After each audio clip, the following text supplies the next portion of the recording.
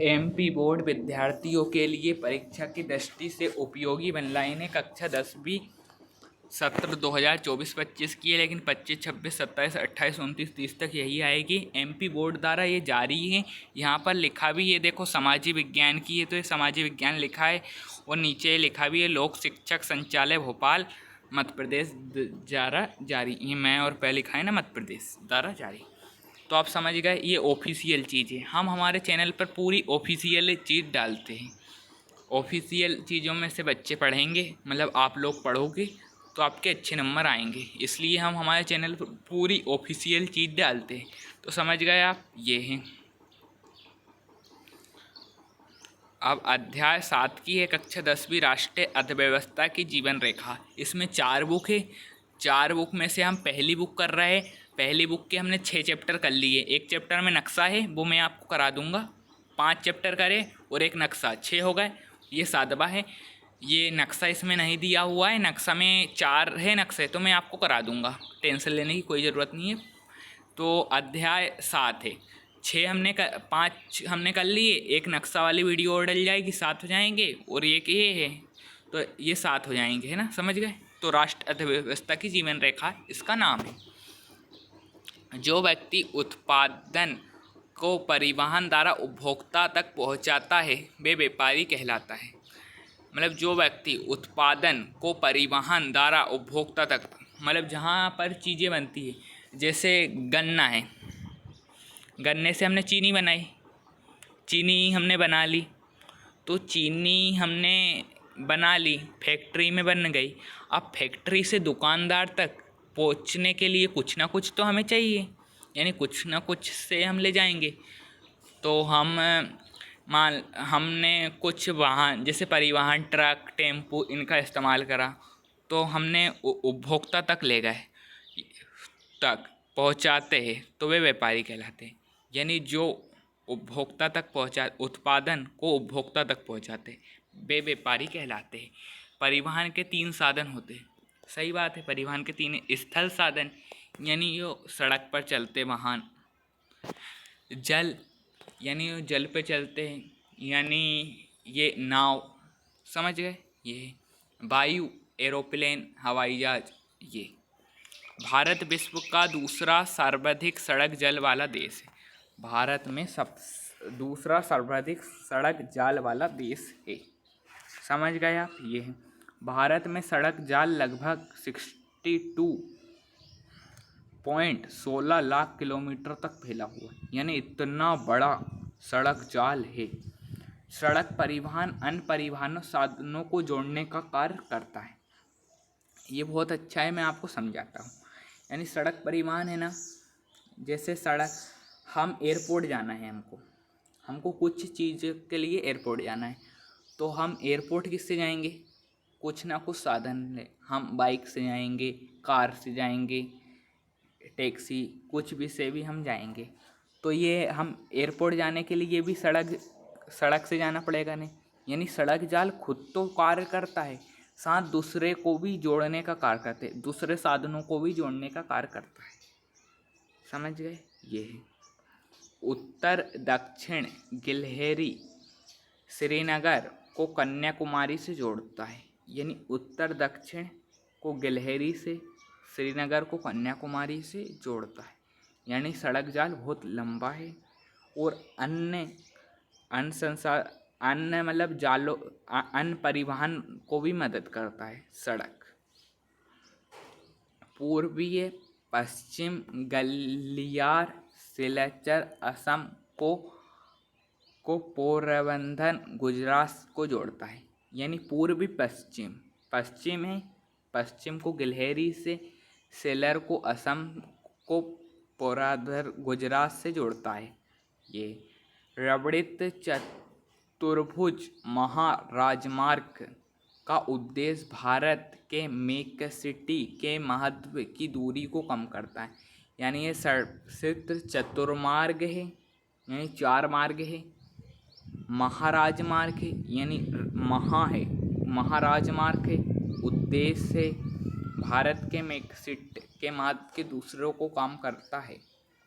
श्रेणित चतुर्भुज महाराजमार्ग भारत के राष्ट्रीय राजमार्ग प्राधिकरण का अधिकार क्षेत्र में आता है, यानी अधिकार क्षेत्रों में आता है। NHAI का पूर्ण रूप भारत का राष्ट्रीय राजमार्ग प्राधिकरण है, यानी NHAI का पूर्ण रूप भारत का राष्ट्रीय राजमार्ग प्राधिकरण है।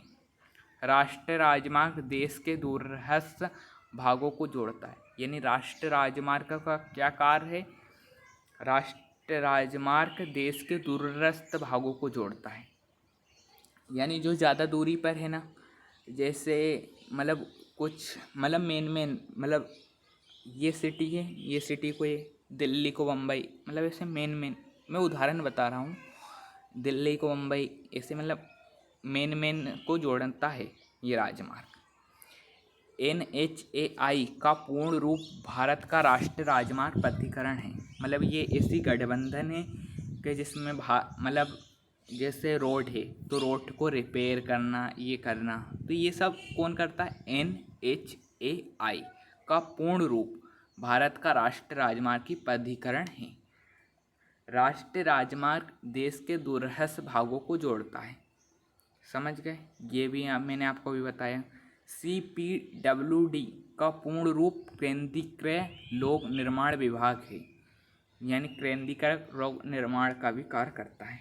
भारत में सड़कों का रखरखाव व निर्माण केंद्रीय लोक निर्माण विभाग के अधिकार क्षेत्रों में आता है। मतलब भारत में सड़कों का रखरखाव कौन करता है? व निर्माण मतलब रखरखाव, एक तो देख रेख करता। दो काम रहते हैं सड़क में, मैं आपको अच्छे से बताता हूँ। एक तो क्या है, सड़क पे मतलब वाहन चलेंगे तो मतलब कुछ सड़क को नुकसान होगा, गड्ढे बनेंगे तो गड्ढे को रिपेयर करना है, और इनका निर्माण विभाग के अधिकार क्षेत्र में आता है, यानी ये अधिकार क्षेत्रों में भी आता है, ये काम में आता है। यानी नए रोड को बनाना, ये काम, दो काम है, एक तो गड्ढे को भरना मतलब सड़क को दोबारा बनाना, और केंद्रीय लोक निर्माण विभाग का अधिकार यानी नई रोड बनाना, ये काम करता है। परिशिष्ट शेरशाह सूरी मार्ग राष्ट्रीय राजमार्ग संख्या 1 के नाम से जाना जाता है, ये संख्या 1 के नाम से जाना जाता है, समझ गए आप? ये ऐतिहासिक शेरशाह सूरी मार्ग दिल्ली व अमृतसर को आपस से जोड़ता है। ऐतिहासिक यानी ये ऐतिहासिक है, समझ गए? पहला तो यही इम्पोर्टेंट है, कभी कभी पूछा जाता है कैसा राजमार्ग है, तो लिख देना ऐतिहासिक राजमार्ग है। ऐतिहासिक शेरशाह सूरी मार्ग दिल्ली व अमृतसर को आपस में जोड़ता है, यानी ये मार्ग किसको जोड़ता है? दिल्ली को भी जोड़ता है, दिल्ली से अमृतसर को आपस में जोड़ता है, दिल्ली से अमृतसर। राज्य राजमार्गों का निर्माण व रखरखाव का दायित्व राज्य के सार्वजनिक निर्माण विभाग का होता है, यानी राज्य राजमार्गों का निर्माण व रखरखाव, यानी एक तो नई सड़क बनाना और वह पुरानी सड़क को देखरेख करना, सुधारना का दायित्व राज्य व सार्वजनिक निर्माण विभाग का होता है। ये है मतलब एक तो पुरानी सड़क को रिपेयर करना का कार्य होता है और नई सड़क को बनाने का कार्य होता है, ये कार्य करता है ये। वो सार्वजनिक निर्माण विभाग का होता है, सार्वजनिक।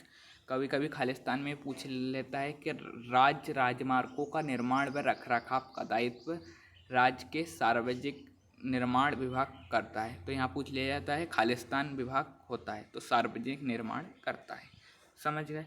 मतलब इसमें से ही क्वेश्चन आते हैं, समझ गए आप? ये है।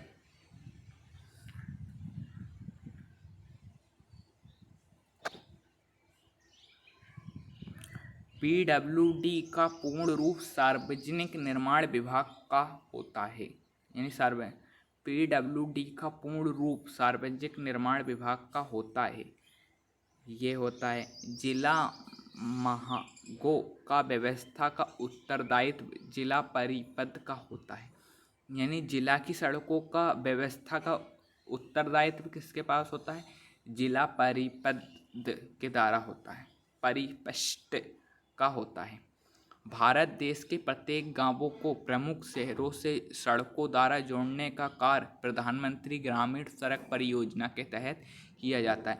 कभी कभी ये आपसे पूछा जाएगा, भारत देश के प्रत्येक गांवों की प्रमुख, मतलब भारत देश के प्रत्येक गांवों को प्रमुख शहरों से सड़कों द्वारा जोड़ने का कार्य कौन करता है? तो प्रधानमंत्री ग्रामीण सड़क योजना के तहत किया जाता है। समझ गए? ये भारत सरकार प्राधिकरण का अधीन सीमा सड़क संगठन को 1960 में बनाया गया था। सीमा सड़क संगठन एक बनाया गया था जो देख रेख भी मतलब सबसे मेन होता है।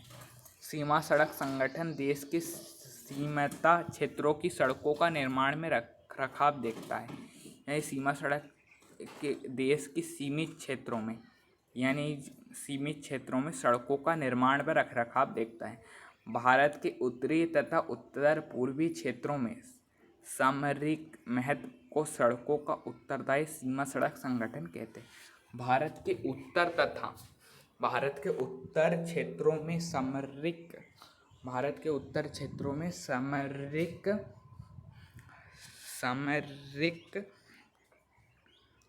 ये सामरिक दे गया, सामरिक महत्व को सड़कों का उत्तरदायी सीमा सड़कों को उत्तरदायित्व सीमा सड़क संगठन का है। समझ गए आप? यानी भारत का उत्तर तथा उत्तर पूर्वी क्षेत्रों में सामरिक महत्व में सड़कों का उत्तरदायित्व सीमा सड़क संगठन का है। विश्व की सबसे लंबी राजमार्ग सुरंग कौन सी है? यानी सुरंग में बताता हूँ कैसी रहती है। जैसे पानी रहता है, पानी या कुछ भी चीज़ रहती है तो उसके बीच में से एक पाइप जैसा रहता है, पाइप जैसा एक गोल रहता है, उसके अंदर चलते हैं। मतलब उसके अंदर एक तो ट्रेन होती है अंडरग्राउंड, मतलब ट्रेन भी हो सकती है, सड़क भी हो सकती है, दो चीज़ हो सकती है।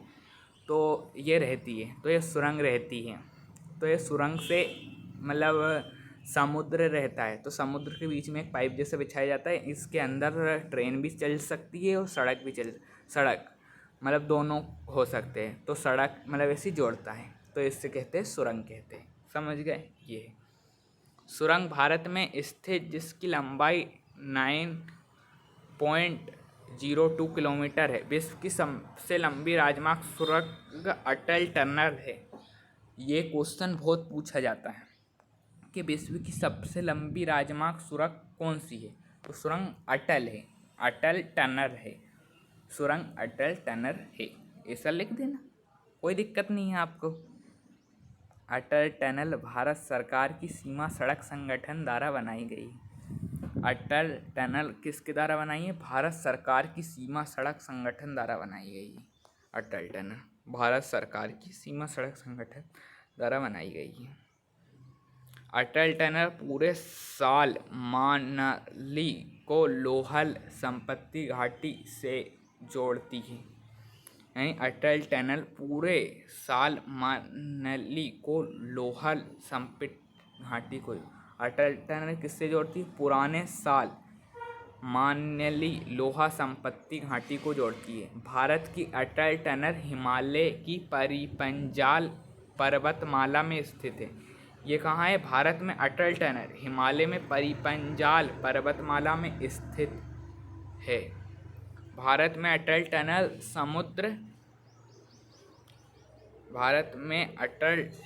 समुद्र तल में 8,000 मीटर की ऊंचाई पर बनाई गई है। मतलब इतनी ऊंचाई पर बनाई गई है। भारत देश की पहली रेलगाड़ी 1853 में चली गई थी। यानी अब ये रेल परिवहन की बात चालू हो गई है। यानी अब हमारा सड़क परिवहन ख़त्म हो गया है, अब हम रेल परिवहन पढ़ेंगे। समझ गए? ये भारत देश की पहली रेलगाड़ी मुंबई और ठाणे के मार्ग चली थी। यानी पहली रेलगाड़ी कहाँ चली थी? ये क्वेश्चन आता है। मुंबई से ठाणे के मार्ग चली गई। भारत देश की पहली रेलगाड़ी कब चलाई गई थी? 1853 में चलाई गई थी। ये दोनों याद रखना, एक तो मुंबई में चलाई गई थी और 1853 में चलाई गई थी, ये याद रखना। समझ गए। वो मुंबई से ठाणे ठाणे गई थी, समझ गए, माधव चलाई गई थी। भारत देश की पहली रेलगाड़ी 34 किलोमीटर की दूरी तय करती है, यानी 34 किलोमीटर की दूरी तय करती थी। ये भी याद रखना। भारत रेल परिवहन को 16 रेल पंगड़ों में बांटा गया है, 16 में बांटा गया है। भारत देश में पाइपलाइन परिवहन के 3 प्रमुख जाल हैं। अब ये पाइपलाइन परिवहन होने लगा। पाइपलाइन परिवहन में बताता हूँ आपको, अच्छे से बताता हूँ।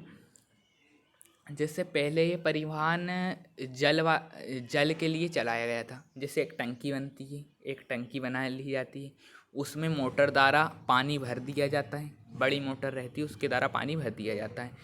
अब एक रहता है जो वो टंकी मतलब पूरे गांव में पाइपलाइन बिछा दी जाती है और सबके घर थोड़ा थोड़ा पानी की छोड़। अब वो एक आदमी मतलब करता है, पाइपलाइन चालू करता है तो सबके घर थोड़ा थोड़ा पानी आता है। तो ये पाइपलाइन परिवहन यहाँ से चालू हुआ था। यानी मतलब पानी की कमी रहती है तो सरकार बोरवेल कराती है, मोटर डालती है, टंकी बनवाती है, वो पानी स्टोर अच्छे से कर लेती है। पानी स्टोर करके एक बंदा रहता है, मतलब आदमी रहता है, वो घुमा देता है, पूरे गांव में अच्छे से पानी आ जाता है, सबका काम हो जाता है। ये से मतलब ये पाइपलाइन का निर्माण यहाँ से हुआ था। मैंने आपको बता दिया कि पाइपलाइन कैसी रहती। भारत देश की पहली Hazira Vijaypur Jagdishpur gas pipeline 1700 kilometre लंबी थी। यानी इतनी लंबी पाइपलाइन थी, पहले गांवों में पानी सप्लाई करने के लिए प्रचलित थी। आपके गांव में भी होगी, आप देखना। शहर में भी रहती है, अधिकतम क्षेत्रों में रहती है। भारत के समुद्री तट रेखा 7516.6 किलोमीटर लंबी थी। यानी इतनी लंबी समुद्री तट रेखा थी। संस्थापति के बाद कच्छ में कंडाला पहले पंथ के रूप में विकसित किया गया था। यानी ये विकसित किया गया था। भारत में 95% विदेशी व्यापार प्रमुख समुद्री पटनों से होता है। यानी क्या है, मतलब दूसरे देश में निर्यात और आयात भी मैं अच्छे से बताता हूँ। निर्यात क्या होता है, हमारे देश से दूसरे देश में वस्तु जाती है, उसे हम निर्यात कहते हैं। एक बार और मैं रिपीट कर देता हूँ, हमारे देश से किसी दूसरे देशों में चीज़ जाती है। जैसे हमने गेहूँ बोया, हमारे देश में अच्छा गेहूँ होता है तो हमने विदेश भेजा, हमने विदेश, तो हमारे देश से गेहूँ विदेश गया तो उससे क्या कहते हैं, निर्यात कहते हैं। निर्यात कहते हैं। और हमारे देश दूसरे देश से हमारे देश में काजू बादाम रहते हैं ना, वो आए हमारे देश में आए तो क्या होता है, काजू बादाम आए हमारे देश में तो वो क्या कहते हैं, आयात। दूसरे देश से हमारे देश में चीज़ आती है तो क्या कहते हैं, आयात कहते हैं। एक बार और रिपीट कर दे, दूसरे देश से हमारे देश में कोई चीज़ आती है तो उससे आयात कहते हैं। समझ गए।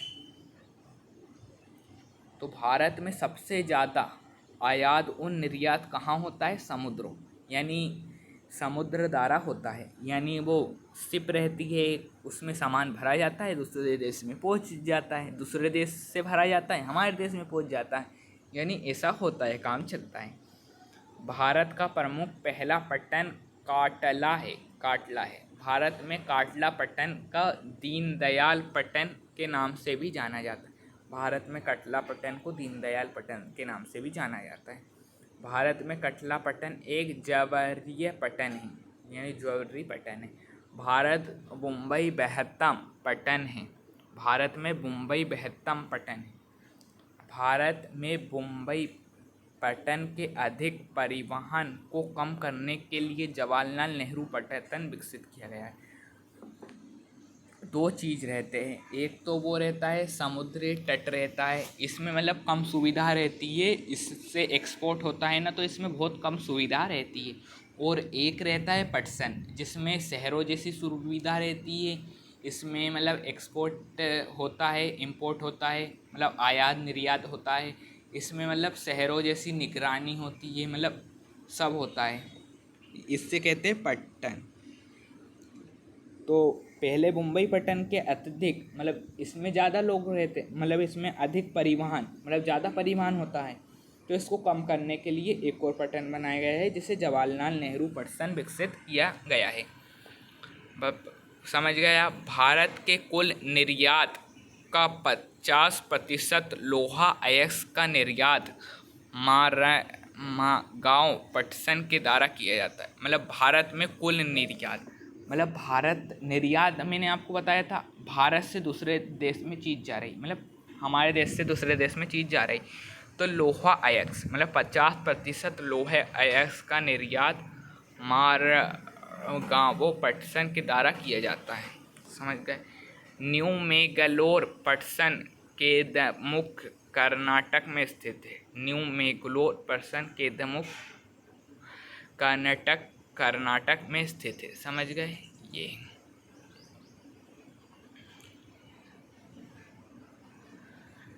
भारत का कोची पट्टन सिंदूर दक्षिण पश्चिम में स्थित है। समझ गए। भारत में कोची पट्टन सिंदूर दक्षिण पश्चिम में स्थित है। कोची पट्टन एक प्राकृतिक पोतशहर है। चेन्नई हमारे देश का प्राचीनतम कृंतक पट्टन है। समझ गए। चेन्नई क्या है? हमारे देश का प्राचीनतम किस्तम पट्टन है। विशाखापट्टनम पट्टन स्थल से घिरा गहरा व सुरक्षित पट्टन, यानी विशाखापट्टनम पट्टन स्थल से घिरा गहरा व सुरक्षित, यानी ये सुरक्षित पट्टन है। यानी सुरक्षित यानी पानी जैसे समुद्र रहता है ना, इससे मतलब थोड़ा सुरक्षित पट्टन है। भारत का पारादीप पट्टन उड़ीसा राज्य में स्थित है। मतलब भारत में पारादीप पट्टन कहाँ है? उड़ीसा राज्य में स्थित है। कोलकाता में अंतःस्थलीय नदी पट्टन है। कोलकाता में क्या है? अंतःस्थलीय नदी पट्टन है। कोलकाता एक जबरीय पट्टन होने के कारण इसमें नियमित रूप से साफ करना पड़ता है। कोलकाता में क्या है? एक जबरीय पट्टन है, यानी जिसमें हमारे देश से दूसरे देश में जल के मतलब शिप के द्वारा जाता है। शिप यानी नाव के द्वारा दूसरे देश में जाता है ना, तो ये है। तो ये मैं पट्टन बोलता हूँ ना, तो ये पट्टन मतलब कुछ लोग कंफ्यूज होते होंगे, मैं भी हुआ था पहले। पट्टन किसे कहते हैं? जैसे समुद्र द्वारा मतलब एक नाव द्वारा दूसरे देश में जाता है सामान या आता है, तो उसे पट्टन कहते हैं। यानी जहाँ सामान उतरता है और जाता है उसे पट्टन कहते हैं। तो ये पट्टन वो है। कोलकाता एक जबरीय पट्टन होने के कारण नियमित रूप से साफ किया जाता है। यानी जबरीय पट्टन होने के कारण इसे नियमित रूप से साफ किया जाता है। सन 1953 में वायु परिवहन का राष्ट्रीयकरण हुआ। अब हमने सड़क परिवहन पढ़ लिया, पाइपलाइन परिवहन पढ़ लिया, रेल परिवहन पढ़ लिया, और ये कौन सा है? हाँ, ये समुद्र परिवहन यानी ये शिप द्वारा पढ़ लिया। अब हम वायु परिवहन पढ़ेंगे। सन 1953 में वायु परिवहन का राष्ट्रीयकरण किया गया। एयर इंडिया घरेलू एवं अंतर्राष्ट्रीय वायु सेवाएं प्रदान करते हैं। यानी एक एयर इंडिया मतलब प्लेन की कंपनी है, प्लेन की कंपनी है। तो ये मतलब जैसे हमारे देश में भी चलती है, मतलब एक ऐसी रहते हैं कि प्रदेश से प्रदेश चलती है। जैसे दिल्ली से मुंबई, मुंबई से कोलकाता, कोलकाता से चेन्नई, मतलब एक ऐसी चलती है। एक ऐसी चलती है मुंबई से मुंबई से अमेरिका, अमेरिका से मुंबई, मतलब एक तो यही चलती है। एक घरेलू मतलब घर ही घर में चलती है, यानी हमारे भारत में चलती है। और एक दूसरे देश में चलती है, तो दूसरे देश वाली अंतर्राष्ट्रीय कहलाएगी, और हमारे भारत में चलेगी तो वह घरेलू कहलाएगी। तो समझ गए, ये है। और पवन हंस दूरगामी क्षेत्रों में हेलीकॉप्टर सेवाएं उपलब्ध कराता है। यानी पवन हंस एक ऐसा है दुर्गम क्षेत्रों में हेलीकॉप्टर सेवाएं उपलब्ध कराता है। दूरदर्शन, रेडियो, समाचार पत्र आदि देश के प्रमुख संचार साधन हैं। यह दूरदर्शन है, रेडियो है, समाचार पत्र आदि देश के प्रमुख संचार साधन हैं। विश्व का बृहत्तम डाक संचार भारत में है। विश्व का बृहत्तम डाक सेवा भारत में, यानी एक डाक सेवाएं है। मतलब जैसे फ़ोन पहले नहीं चलते थे तो पहले लोग चिट्ठी लिखते थे, तो जैसे चिट्ठी लिखी तो उसको एक मतलब पोस्ट रहता है ना, उसमें डाल देते थे। एक रहता है तो उसमें डाल देते हैं, तो वो डाक वाला आता है, वो पढ़ लेता है और उसमें एड्रेस लिखा रहता है, तो वो भेज देता है, तो धीरे धीरे वो मतलब पहुंच जाती है। तो पहले ये सुविधा रहती थी। तो भारत में डाक संचार भारत विश्व में सबसे बड़ा है। डिजिटल भारत सूचना प्रौद्योगिकी को समझाने के लिए एक विशाल कार्यक्रम है। दूर संचारण तंत्र में भारत एशिया महाद्वीप का अग्रणी है। भारत में समाचार तंत्र लगभग 100 भाषाओं में प्रकाशित है। भारत में समाचार पत्र यानी न्यूज़पेपर मतलब गंज भाषाओं में, 100 भाषाओं में, हिंदी, इंग्लिश, बंगाली और भाषा अनेक भाषा में उपलब्ध है। गुजराती, चेन्नई, तमिल अनेक भाषाओं में है। भारत विश्व में सर्वाधिक चलचित्रों का उत्पादक भी है, चलचित्रों का भी उत्पादक है। बाजार एक ऐसी जगह है जहां वस्तुओं का विनिमय होता है। ये विनिमय वाला चैप्टर एक आएगा, अर्थशास्त्र में आएगा, यानी सामाजिक विज्ञान की 4 बुक है, तो एक विनिमय वाला चैप्टर आएगा। तो ये विनिमय में आपको अभी थोड़ा समझा देता हूँ। इस चैप्टर में विनिमय क्या है। पहले क्या रहता था, पहले मुद्रा नहीं रहती थी। तो पहले हमें जैसे हमें गाँव, हमारे पास गाँव है, हमें कपड़े खरीदने, तो हमें क्या करना पड़ेगा, हमें ऐसा लोग ढूंढना पड़ेगा जो कपड़े हमें देगा और गाँव हमसे खरीदेगा। तो ये इसमें बहुत समय लगता था। इसमें एक तो समय लगता था, एक तो जैसे अब कपड़े महंगे हैं, अब उसको तो गाँव चाहिए, तो वो सस्ते में भी, ऐसा नाइंसाफ़ी भी होती थी। तो इसलिए मुद्रा लाई गई, फिर मुद्रा आई, फिर धीरे नोट आए, सिक्के आए, ऐसा हुआ ये। तो इसमें क्या दिया गया है, बाजार एक ऐसी जगह है जहाँ वस्तुओं को विनिमय होता है। यानी अब तो पैसे मतलब हम किसी भी चीज़ को बेचते हैं तो पैसे हमें प्राप्त होते हैं। समझ गए, ये है। दो देशों के मध्य व्यापार अंतर्राष्ट्रीय व्यापार कहलाता है। दो देशों के मध्य व्यापार को क्या कहते हैं, अंतर्राष्ट्रीय व्यापार कहलाता है। अंतर्राष्ट्रीय व्यापार की प्रगति किसी राष्ट्र की आर्थिक बैरोमीटर कहलाती है। समझ गए। कोलकाता पटसन पर बढ़ते व्यापार का दबाव को कम करने के लिए हल्दीय पैटर्न विकसित किया गया था। पटसन वही समुद्र में नाव के द्वारा दूसरे देश में जाता है, तो कोलकाता में पटसन था, तो इसके बढ़ने के कारण हल्दई पटसन विकसित किया गया। हल्दई तथा इलाहाबाद के मध्य गंगा जलमार्ग 1600 किलोमीटर लंबा है। ये 1600 किलोमीटर लंबा है, बहुत लंबा है। नौगमय जलमार्ग संख्या 1 हल्दीला को इलाहाबाद से जोड़ता है, यानी इलाहाबाद को से जोड़ता है। भारत व विदेशी सभी फिल्मों को प्रकाशित करने का अधिकार केंद्रीय फिल्म प्रकरण वाट को है। ये हो गया है आपके ख़त्म, है ना, ये चैप्टर। इसी के साथ हमारी ये बुक भी ख़त्म हो गई है। वो नक्शे वाली वीडियो डल गई होगी या अभी डलना बाकी है। तो 7 चैप्टर थे इसमें से, तो 6 की तो इसमें है, मतलब एमपी बोर्ड द्वारा ये नोट्स से एमपी बोर्ड द्वारा बनलाइन जारी है। मैं आपको शुरू से एक बार समझा देता। एमपी बोर्ड द्वारा ये बनलाइन जारी है। तो इसमें मतलब सामाजिक विज्ञान की हम पढ़ा रहे हैं, तो सामाजिक विज्ञान में 4 बुक है। सामाजिक विज्ञान में 4 बुक है। मेरी बात आप ध्यान से सुनो, एक बार सुन लो। सामाजिक विज्ञान में 4 बुक है। 4 बुक में से हम पहली बुक कर रहे हैं। पहली बुक में 7 चैप्टर है, तो 7 चैप्टर में से हमने 7 चैप्टर कर लिए। एक चैप्टर नक्शे वाली वीडियो है, तो वन लाइन में 6 चैप्टर दिए हैं, एक हमको नक्शे वाली है, एक चैप्टर में से नक्शे आते हैं। पार्ट 5 खनिज वाले चैप्टर में से नक्शे आते हैं। तो खनिज वाले की मैं आपको नक्शे वाली वीडियो अपने आप से बना के बता दूंगा। 4 नक्शे, चारों में बता दूंगा।